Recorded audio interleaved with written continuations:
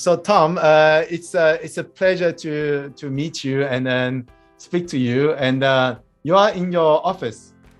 Yeah, yes, I am. Yes, I am. So it's my office, and my ladies, the admin is just around the corner. Yeah. From where we're sitting. Yes. Right. Okay. And how big is the office?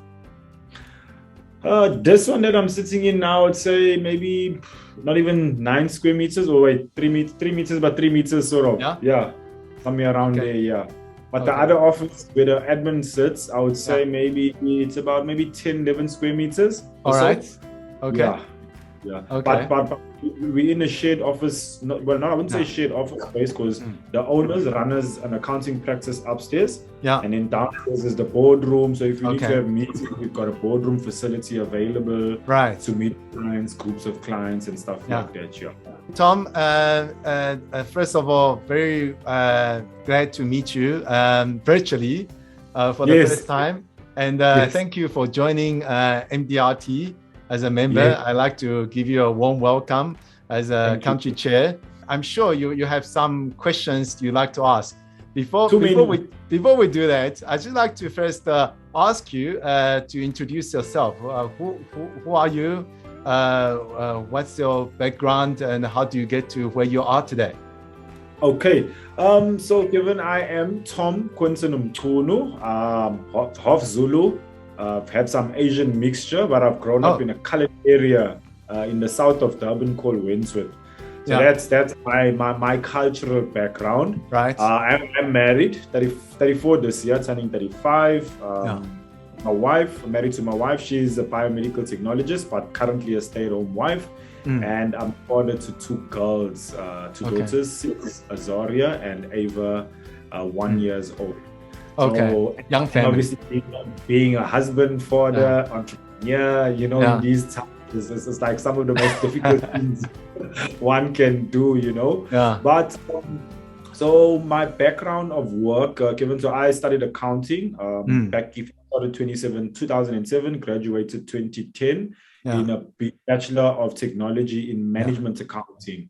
Yes. And thereafter, I joined SARS. I was fortunate to join the graduate program at South African Revenue Services in Johannesburg, because I'm originally from Durban. Right. And worked within the audit division for about 2 years and learned a lot about taxes, audited a couple of financial advisors during my time, doctors.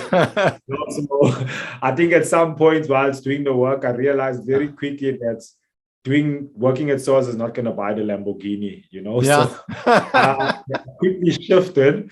So, but I was introduced to financial planning whilst working in Gerber. A friend of mine lived with me for about 6 months. He was part of the APSA financial planning program. So back in the day, APSA would take people up to the office in Gauteng, and they would do training. So every day he would come home and tell me and show me the laptops they were given and these financial calculators.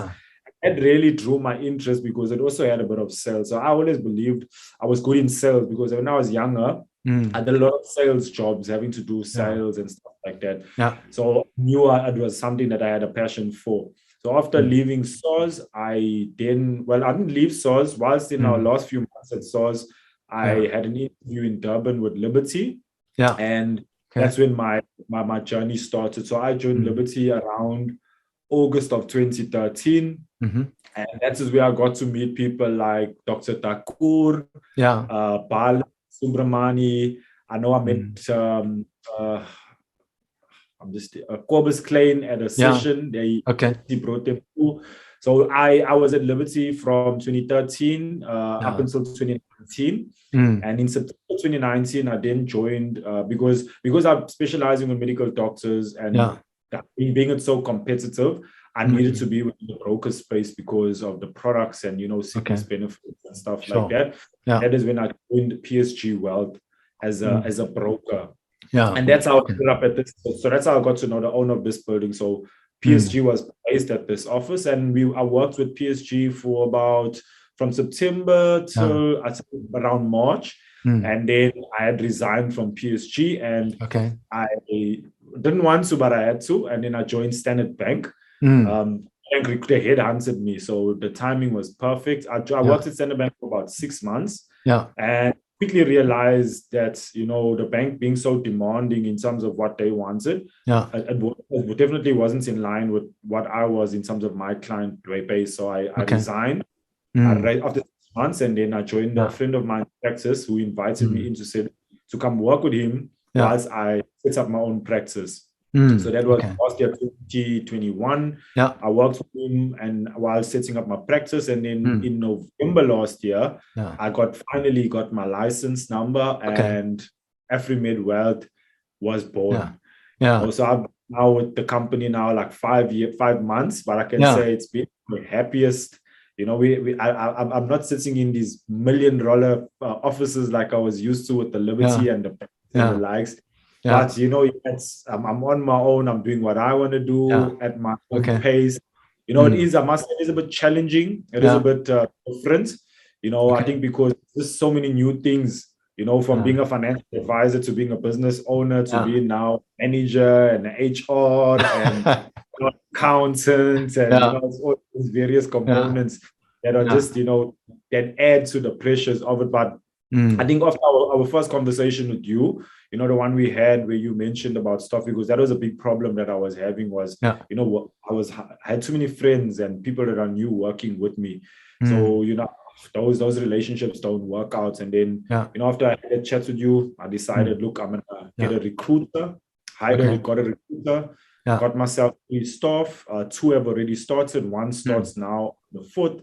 So, but it has been part of my plan of, how I now want to not segment the business, but be able to have service different divisions, whether it's short-term, delayed life, and so on and so forth, Kevin. But MDRT, though, I've known about since 2013. I've known about the conferences and I've heard the stories, like time and them, and these. But obviously, at that time, I wasn't a broker at that level where I felt I was in a position to become a member financially.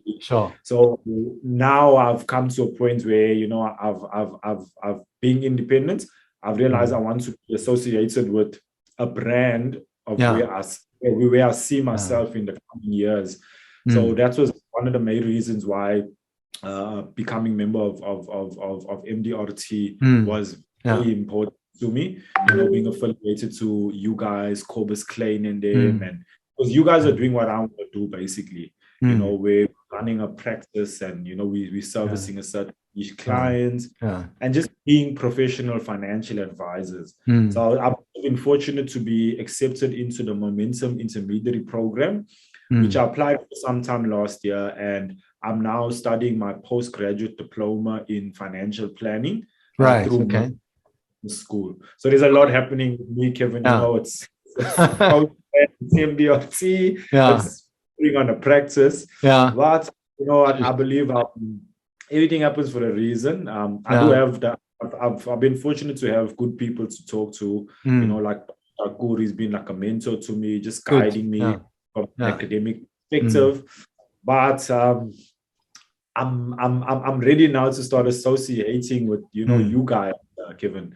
I think one of the things, but that's basically me, Kevin, in a nutshell. That's Mchunu, where I come from, basically. No, that's excellent. Thanks for the intro. And I think that where you are at this stage just kind of dial me back to 2006, 2007. I started as my study is the actuarial science side. In my first 9 years of my career, I worked as an actuarial person, actuarial consultant, actuarial manager, and reinsurance field, mainly on the life side, and employee benefits and financial modeling. But if I dial back to 2006, 2007, that's when I started, and I changed the path to become a financial advisor. And I remember that I started my postgraduate diploma in financial planning in 2008. So that's a bit of where you are now. Remind me when I was many years ago. But that's a journey, and I think that it's exciting. It's for me, what I learned is that I have a plan, but then when I start to be in contact with my target market, and I realized that I need to change my plan. So one of the things I learned is that, it's important to have a plan, but also once you get to know about your clients, what your clients want, then you need to review your plan and then see whether anything you need to change in terms of a service, how you deliver the service and that.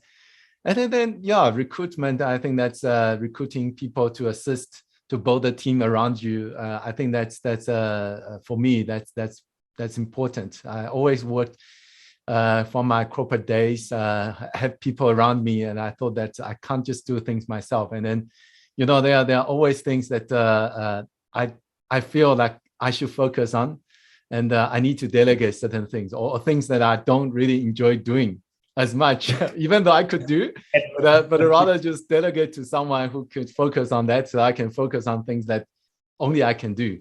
So that's a journey. So as you're talking about this, I just want to share with you. This morning I was reading an article, and I'm sure you have seen or read that book, The E-Myth by Michael Gerber. And it talks about there are three personalities in a business. There's an entrepreneur, there's manager, and a technician. So when you do all these things, you are the technician, and you are trying to call on the client, doing all the technical analysis, financial needs analysis, and do the cost and all that. That's the technician work, and that's very important in terms of delivering. Okay. Then the other thing, the next level is the manager, where you are actually managing the kind of a process and the people, and to deliver on the strategic initiative you set. And then the third personality is you as an entrepreneur. So you as an entrepreneur, you have certain vision. You have a vision for your business, where you like the business to go, how you like to deliver your services in a given target market. And then that's where you need to be quite cognizant of the type of work you do.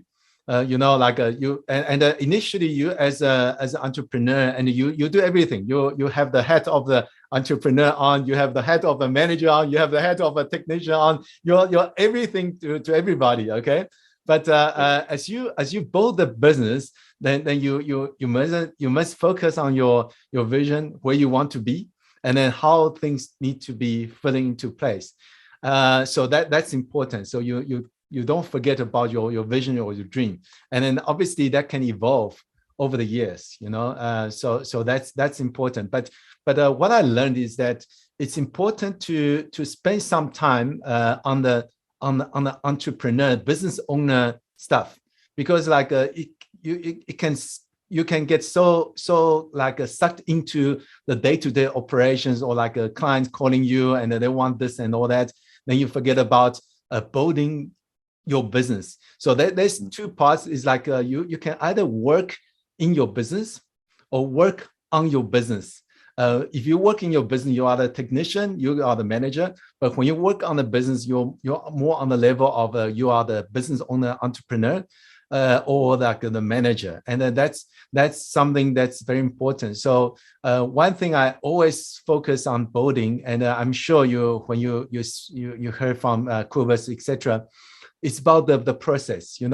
Any business that in order to make it the repeatable, you need to make sure the SOP, your process is all laid out, so that you can continue to, and you can then also train your people, your assistant, the administrator, to say, this is how we do things, and then continue to improve on that. Yeah, so just I thought just to share with you, as you are on this exciting journey of developing your practice. Yeah. No, I can agree with you 100%, Kevin. But obviously you speak now from having gone through, where my journey is beginning. So I can totally agree with you. And I think as a business owner, one of my biggest things I've realized is that I was just at the airport the other day, and I was standing out the bookshop, and I realized that when in business, it looks like I've got to invest a lot of my time into reading. Whether it's how to manage people, how to be a good leader. And I'm listening to this book you're talking about, the E-Myth, and that type of stuff. I can see it's so important, because now I've been so caught up in being a part of the business that it's really has taken away from building on the business, because I'm just trying to get the infrastructure right and getting the right people to understand the processes that we follow. So it does prevent you from having those long-term visions to say, okay, where do we want to take this business to? And how do we, what are the strategic things and what meetings I need to be having over and above the normal client meetings and stuff like that. But, that's where I am right now, where everything is just so all over the place. And that's why I joined MDRT, because I saw MDRT said, you can get a mentor. For me, I think that would be something, having that person that who can give me an unbiased opinion. Because, us advisors, we always want to be our own advisors, our own leaders and guides. But it's always good to have, and yet we that unbiased opinion to our clients, so good that we as advisors also find that within our business to have somebody that we engaging with and, getting understanding from, or just some sort of guidance, from somebody who may have walked this journey per se, Kevin. Maybe just to share with you some of the learnings I have is that, and also coming back to MDRT, I became country chair from September last year. And I think that the members I've spoken with, and many of them, they are many more years of experience than me.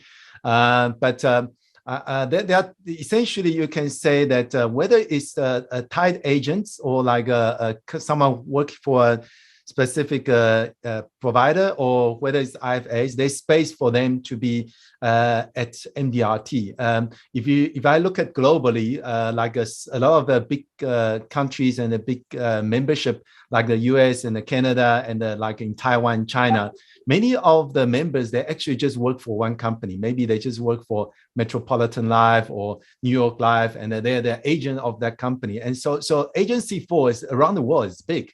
So no doubt about it. I think South Africa is unique in a way that we also, a lot of the big companies like your Liberty and the Momentum, the Discovery, they do have a big agency force, and they work very well, and they know the product and service their clients very well. And then, but in South Africa, I think because maybe the unique development in this country, that we also find a lot of IFAs in the marketplace, where we provide independent advice or can source various product solutions for clients, and there's a strong presence of the IFAs in South Africa. So I would certainly say there's it works. The clients' needs may be different, and there's needs for both. Okay, for either. Some clients may be more drawn towards the tied agent model. Others are more drawn towards IFA. And then I think what you said about your space about working with medical doctors, certainly, like a PPS is a very strong offering, and being independent and where you're able to offer clients different solutions on your toolbox. I think that's becomes quite critical. Yeah.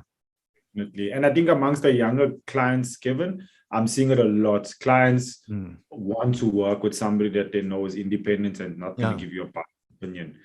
Somebody objective. I'm seeing that a lot, because we deal a lot with younger doctors, and I see that's like a big thing these days. They want to know that they're getting the right advice. And I think for them, right advice means independence, not tied to a simple one company per se, compared to the older guys. The older guys will be like, independent for them is like a bit scary for them. It's like, there's no control, being for the liberty, gives them peace of mind. If I've got a problem, hey, I can go to the head office. Yes, okay, there's a big company behind you.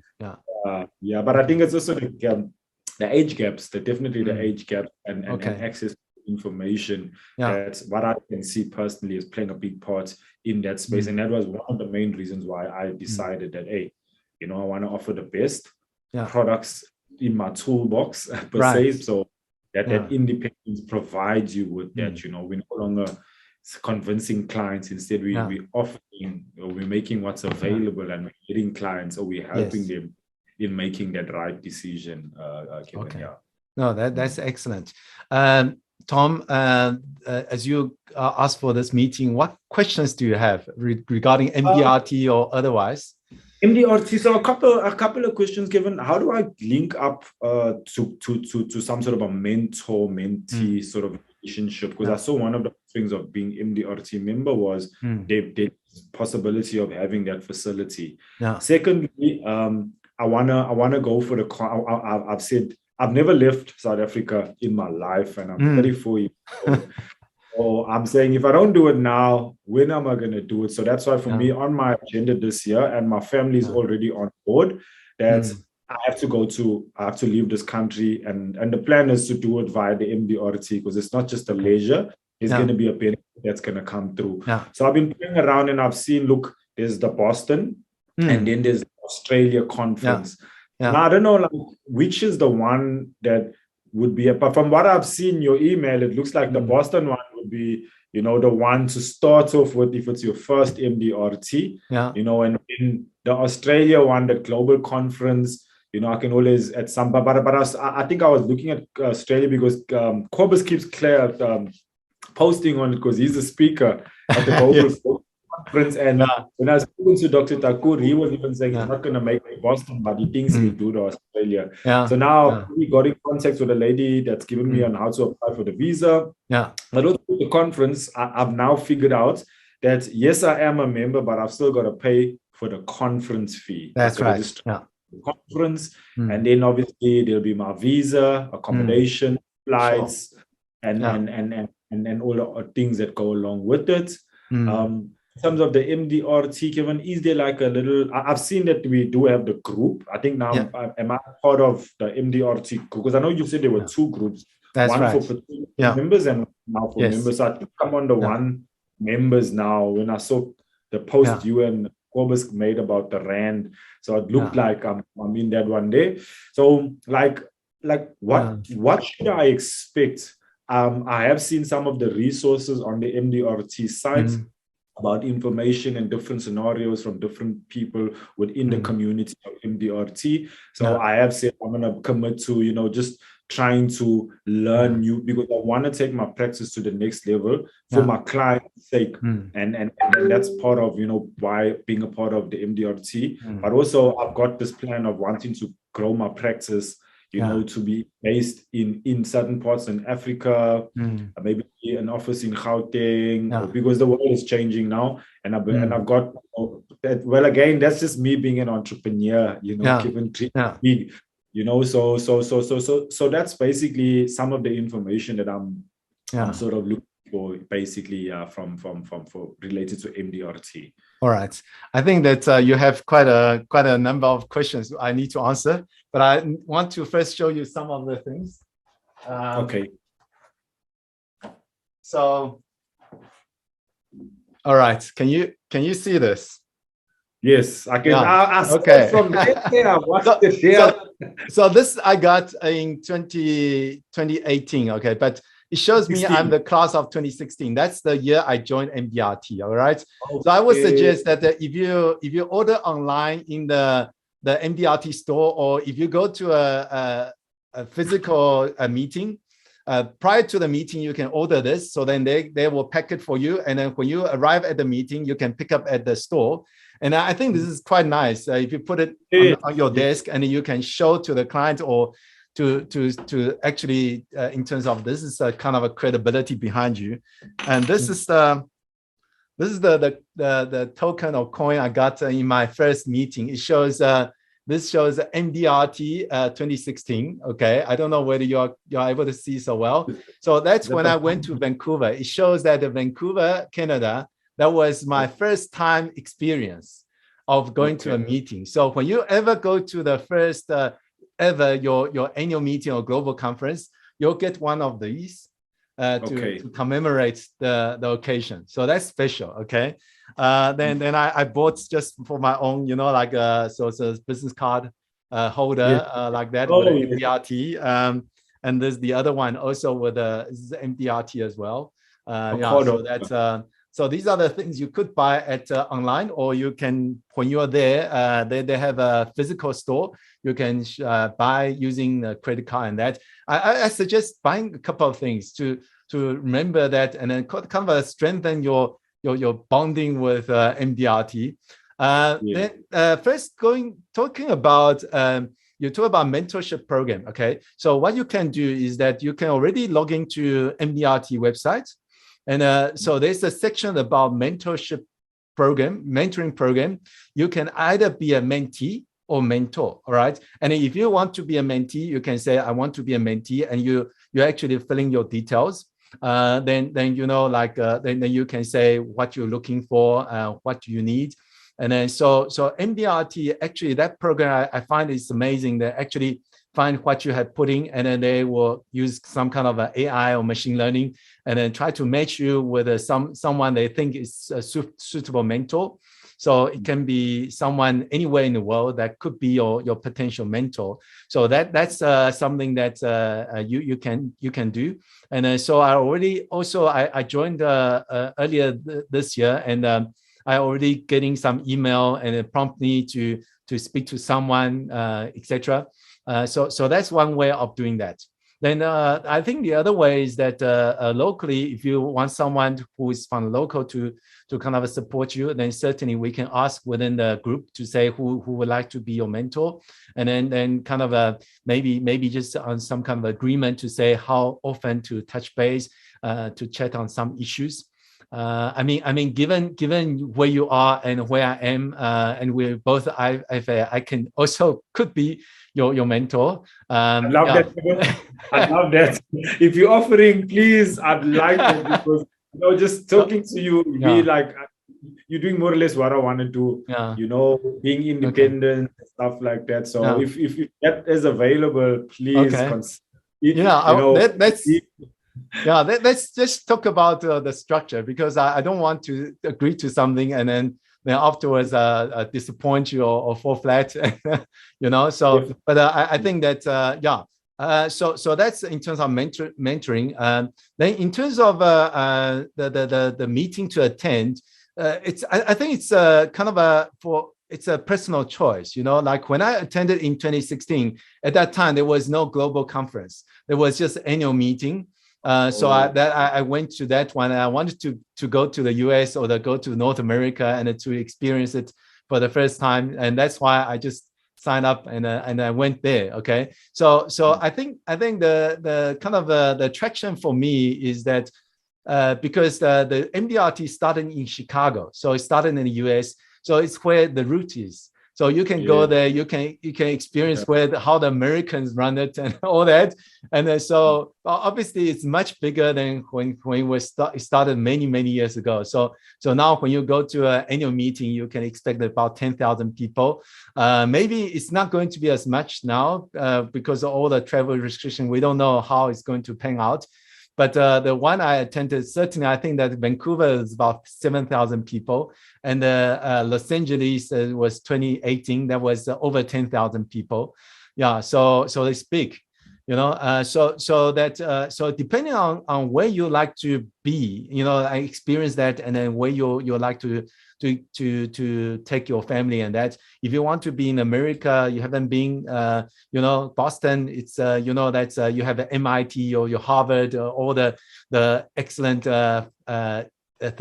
tertiary education there, and also one of the oldest cities in the US. So yeah, you can play around there, and then but if you like to go to Sydney, that's also an option. Then once I think first decide what's your destination. Then once you decide, then make a necessary planning in terms of your time in your calendar, in terms of your booking the flight. But obviously visa is very important because like for example, when I got my US visa, I think I don't know whether it's still the same, but it's a 10-year visa.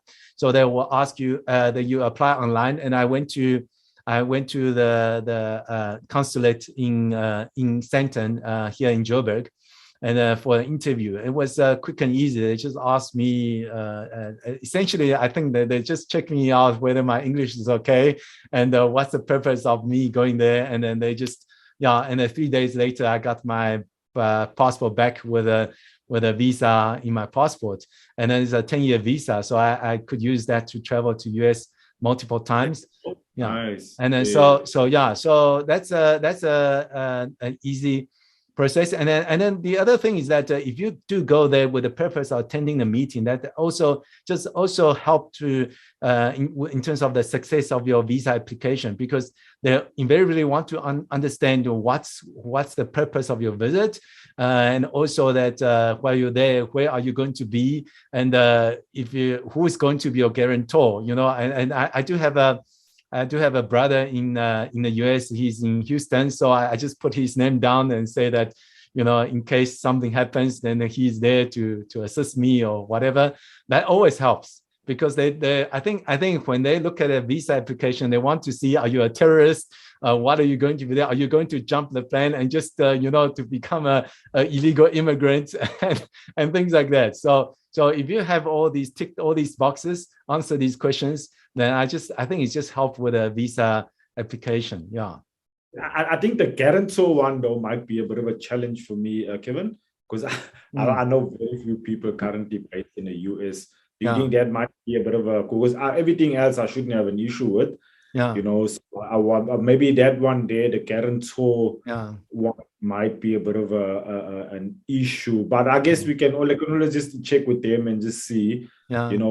I'm not going with my family. I'm going alone. So okay. Sorry. To my wife and kids. I hope that's a guarantor. I think the thing about going there, then you need to kind of dial your context to see whether you have any family or friends there, and that's willing I'm to. Sure I'm sure. And all they need, they don't really. I don't think they actually go and check. But then, as long as it's just kind of a tick the box, in my view, like to say, okay, you have this person. If in case Tom is we can't trace him, we know we can contact this person. In terms of the conference, Sydney is a global conference. The reason that MDRT now they have this annual meeting and the global conference was that the annual meeting just got too big. It's got over 10,000, even like 15,000 participants. It was just too many, and they had to try to split it up. So because especially people from China, because China has been growing leaps and bounds, they have thousands of millions of insurance agents, and thousands of Chinese will go and attend the annual meeting. They say, no, they actually had to split it up. Otherwise, it's just unmanageable. So that's why they have the annual meeting, but also they have a conference that's maybe closer to Asia or in Asia, so that Asian delegates can opt for this one instead of the one in the US. And that's why they split, and also give the people another option. Say, I've been to the US many times. I want to change the scenery. I want to go to another country. What about Australia? And but so they could also rotate. In 2019, I went to Sydney, and again this year is going to be in Sydney. But in the future, maybe they will host in Malaysia or like Shanghai, if possible, depending on the location and where they want to be, in Singapore and things like that. So it gives you the opportunity to travel and to network with different people. So yeah, it's something for you to consider which route you like to take. Yeah. But information-wise, Kevin, everything should be more or less the same between the annual meeting and the conference. Maybe not the same speakers, but yeah, I think speakers can vary. They do want to have the same speakers for both. But generally, you'll find that the annual meeting probably you have more American speakers, because it's like the home country, and that's they will all go to the annual meeting. But maybe the global conference, but for them too far out. So whereas a global conference, probably you'll find more kind of an international flavor. But having said that, I must say to you that when I attend the Vancouver meeting and also the Los Angeles meeting, I have also speakers from all countries and the languages as well. You have a Japanese speaker, you have a Korean, you have Thai, and then you have Spanish and all that. So it's very international in that sense. Obviously, the main speakers or the main platform, they're all in English, but they actually try to accommodate. They actually have a lot of people who are pulled in to provide a translation service, so that even if you're a Chinese speaker or the Japanese speaker, through the translation service, they can still follow what the English speaker is saying. That's a kind of a extent of the work that MDRT they will do to try to accommodate people from the various backgrounds and different languages. Yeah. Okay, cool, Kevin. I think I have an understanding now. So I was leaning towards Boston. Then I changed to Australia, but then I'm just thinking, you know what? I've always wanted to go to America. It's been a childhood dream, I think for many of us. So I think why not? But then obviously I just need to make sure I apply for the visa, get all of that, because I know most of them say do your visa first before you book your flight in case you get declined and stuff like that. So that will be definitely, but first I've also got I think in end of March, end of this month, the openings to book the conferences or the annual meetings, and that I think one or so $900 was for the annual meeting with the other Australia. So I think I think I have then maybe an understanding, Kevin, of the whole MDRT process. So Tom, I think that with the first meeting, that I would, obviously the registration fee is $995 for the Boston meeting. Okay, then you need to try to book before kind of an early bird special, because I think as it gets closer to the time, then they add on the price. So you want to just take advantage of a lower registration fee now. I think the order will be to register for the event, pay for the fee. If there's a problem with your visa or your visa being declined, then you can actually go back to the event organizer and say to them that unfortunately my visa is declined, I cannot go. Then actually they can refund you in full before a certain date. Okay, so that's something you number one you do. And also because if you have registered, then when you do the visa application, you can show to them you have registered for this event. And also add to your visa application. Then things about booking the flight. My experience is that I prefer to fly kind of American airline, maybe because that they fly like to Atlanta, for example, then from Atlanta to Boston. I find it's just a shorter time between the connection flights. Where if you fly to Europe or like to even like Dubai, then you'll find the whole trip is going to be longer. That's the difference.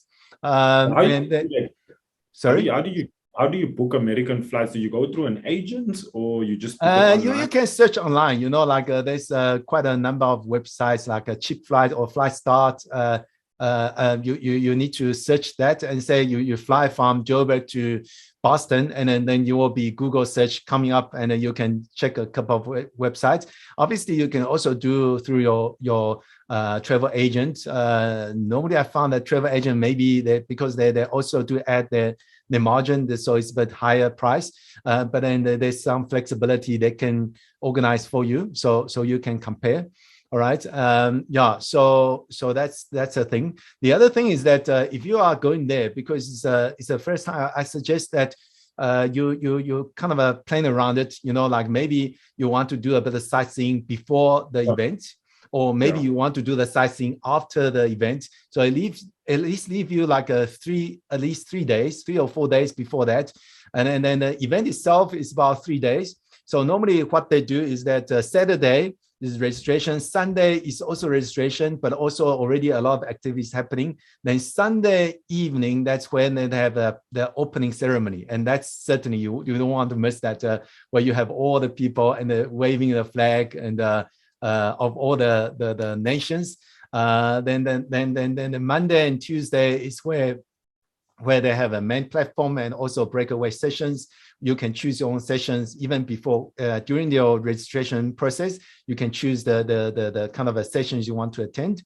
And then I think that the event closes on Wednesday. All right. So there's a lot happening. And then I think the first meeting, my experience, I just want to attend as much as possible, and then to be there and the sessions and the store and there's also connection zones, etc. Just to see what people say, what people are doing, and speak to people, network, and then try to get as much out of it. And it can be tiring, but enjoy the time. But then just plan around your time before and after, and then just sightseeing maybe, and then also what I'll do is that once I get to know who definitely will be going, and then through the WhatsApp group, I'll also just share, and so that you can connect with other people from South Africa that will be attending, and then you can see which hotel you're going to be staying and how you're going to be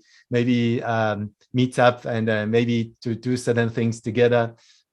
So that will help. And Subhash is a long-term or getting to a long-term member. He's also a good friend of mine, and he's going to be assistant director at a Boston meeting. So you won't be alone in that. No, that's cool. I think with the COVID travel restrictions, I'm just thinking now while you're speaking, are people actually going to be traveling abroad these days? Well, I'm not so worried about a pandemic. I think now we past that stage now where we're going to live in it, through it. So that's cool to hear, Kevin. That's people. Maybe I'll get to carry the flag. Who knows? Yeah, I mean that's you could be doing an honor. I did it in 2019. Was quite an honor for me, and was I must say at times feel like nerve-wracking. Like you're stepping onto the stage and you're representing your country. But that's huge. And but it's an experience, and you meet all kinds of people from different countries, and you learn from them, and afterwards, and they become my Facebook friends and things like that. With attending a meeting, there's quite a number of different types of topics. So some of them will be technical. They talk about specific products or how to go about certain process. Some of them will be sales oriented in terms of sales tips, etc.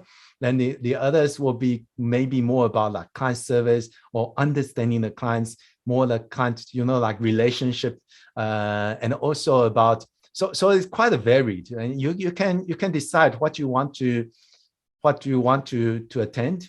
But even when you're there, if you change your mind, you can say, okay, I decide I want to go to the another session. I think there's a flexibility with that.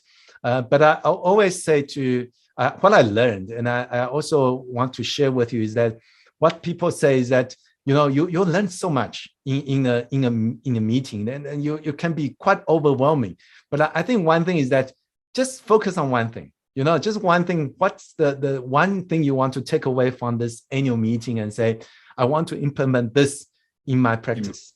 Okay, and that's if you, as soon as you focus on one or two things and you do that, then you have achieved the kind of objective or outcome from the meeting, instead of just attending the meeting and that experience, but afterwards doing nothing. At least you have focused on one thing. So I remember very clearly that in the 2016 Vancouver meeting was really there was a speaker about social media. At that time, I wasn't quite sure, do I need to focus on Facebook, Twitter, or like at that time Instagram wasn't that big yet, and there was LinkedIn. And she articulated well and is really focused on LinkedIn as a professional network. And afterwards, I spoke with her after the speech, and then I decided, no, I'm going to focus on my energy building my LinkedIn profile, and that's exactly what I did since 2016. So that's one thing I took away very strongly from that meeting. So you don't have to try to chase 5 or 10 different things from the session you attended. Just focus on 1 or 2 things. Just what we call it like little nuggets or gems, and then you take it away, and then you can use that to build your practice for the next year. And then once you have done that, then you can say, okay, what other things did I learn from the meeting? Maybe I can focus on the next thing. And that's how you build on your practice one step at a time. Yeah. No, I hear you, Kevin. I think social media also is a big one. I've seen your page, your YouTube. I was checking your signature. Even this whole booking system is like, wow, how did this work? So yeah, man. I'm glad to be a part of the MDRT, Kevin, and to be chatting to you guys. I think what I'll do is I just need to just make an application to the US Embassy for a visa and go for that interview, and then like you said, make the booking first, use that as credibility for the reason to travel to the US.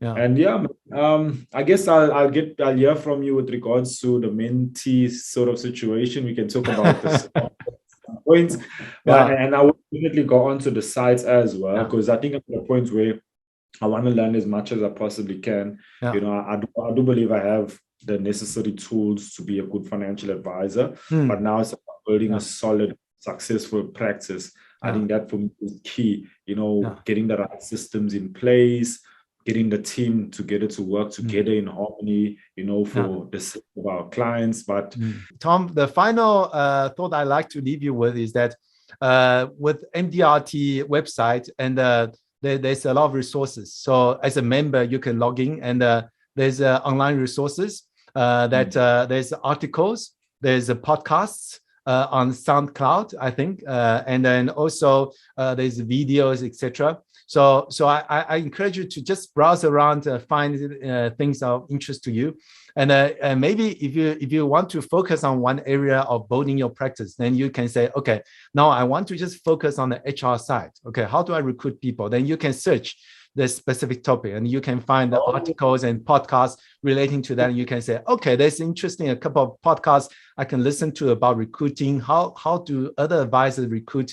I can learn from them. And so that's you can just every time you can just focus on one thing, and then just find things that you would like to maybe focus on, and then you listen and watch and read, and then make your notes, and then you say, what would you like to implement in or building in your practice in terms of the procedure or the process. So this is just a final thought. But Tom, it's really a pleasure meeting with you. You have a question, or you have some one last question, given. What would you advise? In terms of reading, is there one book that you can recommend to me to have a look at? What's the one book that comes to mind that you think would be useful to me at this stage of my career or building of a practice? Kevin, do you have a book in mind? What kind of area are you looking for? Well, I won't say a book for I just feel like, I don't know. Oh, there's so many areas to look into. I would say leadership. Okay. Sure. Leadership. I know John Maxwell is well known for leadership. I've read a couple of his books, so you can look up in terms of maybe just about John Maxwell and his like leadership topics. But otherwise, generally, what I found is that I just read entrepreneurs' books. I've read books about like famous brands, how they started. Raymond Ackerman. He's the founder of Pick and Pay. I actually bought a book for my son, the Hearing Grasshoppers Jump, and he's got the other book like Four Legs of a Table. So these are the kind of if you read the entrepreneurs, how they started their journey, what kind of trials and tribulation went through, it will help you. Like they even though it's a different kind of lines of business, but then you could learn the way of thinking. What have they learned? What kind of a challenge did they have? And then you can think about how is anything applicable to you as an entrepreneur? I found that fascinating. I also read like stories about like Donald Gordon, the founder of Liberty, very amazing story, like Adrian Gore.